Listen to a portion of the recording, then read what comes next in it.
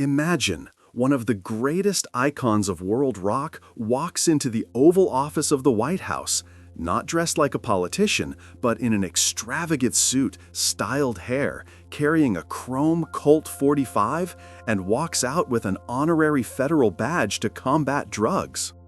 This seemingly unlikely meeting took place on December 21, 1970. Two figures who could live in opposite worlds, the king of rock and roll and the president of the United States, crossed paths on an afternoon that felt like a movie scene, but was real. And behind this meeting were ambition, pop culture, politics, youth, comedy, and a curious desire for prestige. Today, we will dissect this moment, how it happened, what was really agreed upon, and what became myth. Get ready to discover the behind the scenes of this unusual chapter in American history. At the end of 1970, the United States was experiencing a period of great social tension. The country was still deeply involved in the Vietnam War, while young people protested in the streets, defending the counterculture and opposing the government. Drugs, cultural upheaval, and radical movements filled the news. President Richard Nixon sought to reinforce his image of authority, rigidly defending the idea of law and order. Meanwhile, Elvis Presley, the biggest rock and roll icon on the planet, was going through a complex personal phase.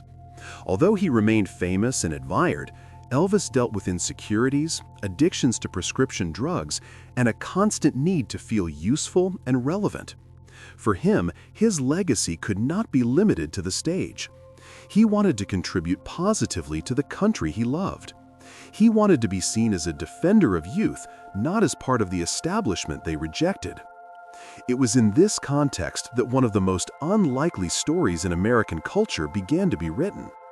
During a flight to Washington, D.C. on December 21, 1970, Elvis took a sheet of American Airline stationery and wrote a letter to President Nixon. In it, he introduced himself humbly, saying he admired the president and deeply respected his office. He declared that he was concerned about the direction of American youth, especially with the rise of drugs and anti-system culture. Elvis said in the letter that his influence could be a powerful weapon to restore patriotism among young people. He believed that his artistic reach put him in a privileged position to help the government. And then he made his most controversial and curious request. He wanted to become a federal agent at large, a sort of federal agent without an official position but able to act freely.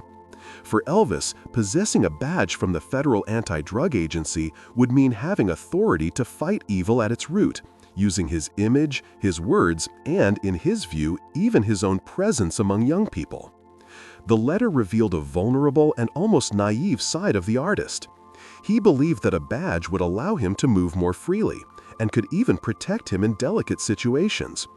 It was as if that insignia represented something he had always sought: real power, institutional recognition, and purpose beyond the spotlight. Elvis also described personal details that gave urgency to the request. He informed that he was staying at the Washington Hotel under the pseudonym John Burroughs. He said he could meet the president at any time, that morning, that night, or the next day. He even mentioned that he was bringing a special gift for Nixon, something he would present personally. That letter was left at the White House gates very early that December morning, and it didn't take long before it caught the attention of the presidential staff. The most improbable of requests was about to open the doors of the most powerful office in the world for the King of Rock. Elvis's letter caused immediate surprise at the White House. Nixon's team quickly realized that this meeting could be useful for the government's image, as it sought ways to get closer to young people. After all, who better than Elvis Presley, America's biggest pop idol, to show the country that the president also cared about the youth? Within a few hours, everything was arranged. Elvis, who had already tried to visit the anti-drug agency on his own that morning, was officially invited to the Oval Office. When he arrived, he drew everyone's attention. He wasn't wearing a politician's formal suit. He was dressed extravagantly. Dark clothes with flashy details, a large belt with a golden buckle, perfectly styled hair, and large tinted glasses. He was the king, entering the heart of American power exactly as he was. The meeting was not recorded. What we know comes from the memo written by advisor Bud Krogh shortly after the encounter. According to his report, the conversation was surprisingly warm. Elvis said he was concerned about the direction of the country and that he wanted to help Nixon in the fight against drugs. He claimed to have a unique connection with young people that the government did not have, a direct influence that could be used for good. At times, Elvis was critical of the pop culture of the time. He stated that the Beatles, for example, influenced behaviors he considered anti-American. For him, music could be a tool for patriotism and transformation. Nixon listened with interest. It was exactly what his team was looking for, someone who could reach the heart of youth with a message aligned with the government's values. But there was an even clearer desire motivating Elvis. He wanted the federal badge from the anti-drug agency. To him, that small piece of metal symbolized more than authority. It represented personal meaning. It represented the heroic role that Elvis, deep down, wanted to play. It was as if that completed a justice fantasy that had always existed within him. The artist who fights evil up close, not just from the stage. Elvis then announced that he had a special gift for the president, a collector's Colt 45 framed and dedicated to Nixon, a gesture that mixed patriotism, admiration, and extravagance. Nixon was surprised, but accepted the gift with a smile, and in return offered cufflinks and a commemorative presidential seal pin. The meeting was so cordial that, in the end, Elvis asked to give the president a hug. Nixon, initially rigid, gave in to the moment. The two embraced in one of the most unlikely scenes between politics and music. The photo taken that day would become the most requested image of all time from the U.S. National Archives. But the most symbolic element of the story was still to come. After lunch, Elvis was taken to Bud Krogh's office in the executive building next door. There, at 2 o'clock that same afternoon, he officially received the BNDD badge. Although it had no legal power, that object became one of the most important possessions of his life. Leaving there, Elvis displayed the badge with absolute pride. It was as if, for a few moments, he had been promoted from music legend to official defender of the nation. A dream that united personal fantasy and explosive patriotism. That day, none of those present could imagine the cultural impact this meeting would have. A brief moment, without public speeches, without press, but one that would be eternalized as one of the most curious fusions of pop culture and politics in American history. After the meeting on December 21, 1970, something curious happened. Despite all the apparent pomp, the episode remained relatively silent externally. Following Elvis Presley's request, the moment was kept secret, as he preferred that it not become immediate news. The idea was that the event would have personal meaning rather than media spectacle. However, on January 27, 1972, journalist Jack Anderson published in the Washington Post the headline, "Presley Gets Narcotics Bureau Badge." The major revelation came to the world, and the meeting gained public momentum. The awarding of the Bureau of Narcotics and Dangerous Drugs (BNDD) badge, now historic, as the agency disappeared in 1973 to give way to the Drug Enforcement Administration (DEA), transformed a behind-the-scenes moment into a cultural museum piece. The badge continued to appear in Elvis's shows and public appearances, serving as a personal symbol of authority, patriotism, and identity. But from a legal standpoint, it did not represent real power. It gave him no arrest authority. It did not make him a government officer. What it held was emotional and symbolic meaning, perhaps greater. With time, the meeting between Elvis Presley and Richard Nixon became part of American folklore. The photo of them together entered the collections of the U.S. National Archives as one of the most requested images of all time. The symbol of a pop star and a president side by side, embracing, became a visual icon. Rock and roll meets power, spectacle meets state.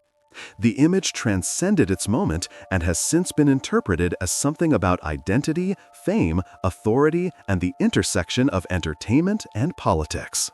But let's separate myth and fact, because this story generated many fantastical interpretations. Myth: Elvis became a federal agent and arrested drug dealers. Fact: the badge was honorary. It did not grant real authority. Myth: the conversation between Elvis and Nixon was recorded or broadcast. Fact: there is no official audio or video record. What we have are written memoranda from the White House staff. Myth: Elvis entered the Oval Office wearing his usual stage outfit and was filmed entering. Fact: although his appearance was showy and worthy of showbiz, the meeting was not publicly broadcast. He entered wearing a suit, formally, but retained his celebrity style. Myth: Nixon used Elvis as a campaign puppet. Fact: there is no evidence that the meeting was planned as a short-term electoral tool. Still, it is plausible that the White House saw symbolic value in associating with a star beloved by youth. And why does this still matter today? Because this episode reveals something greater than two men in a room. It reveals how celebrity and politics came together, how the artist can become an informal ambassador of values, and how political power sought cultural legitimacy. Elvis wanted to be recognized as more than a singer. He desired a role, reach, and impact. Nixon wanted relevance among young people, symbolic influence. The result was that photograph, a brief instant, but one that resonates decades later. For those who create content on YouTube, this meeting has all the elements that connect with the audience: power, icons, mystery, the improbable becoming real. And there are lessons. Authority does not always come from office. Symbols can matter more than function. Fame can open unexpected doors. The final curiosity. Today, the image of Elvis and Nixon is one of the most requested by researchers at the U.S. National Archives. This means that, besides being a historical moment, it has become pop art, visual culture, modern myth. The badge, the gun, the suit, the hug, everything converged into a single second that seems to have lasted a century. And if we end with a reflection, what remains when fame meets the Oval Office? The icon remains. And what does the icon want? To be seen, to be remembered, to be relevant. For Elvis, that day offered exactly that. For Nixon, a glimpse of youth. For us, an invitation to look beyond the photo, to understand what it was saying about power, dreams, and time. This extraordinary story shows that sometimes the most unlikely moments are exactly the ones that last forever. A rock star and a president of the United States shared a room for just a few minutes and created one of the most iconic images in American culture. If you enjoyed discovering the behind the scenes of this historic meeting, I invite you to continue with us on this journey through time. Subscribe to the channel now, activate the notification bell so you don't miss any new content, leave your like, and share this video with everyone who also loves amazing stories like this. Here, you will always find narratives that unite curiosity, culture, music, and the great events that shaped the world. Thank you for watching, and until the next episode.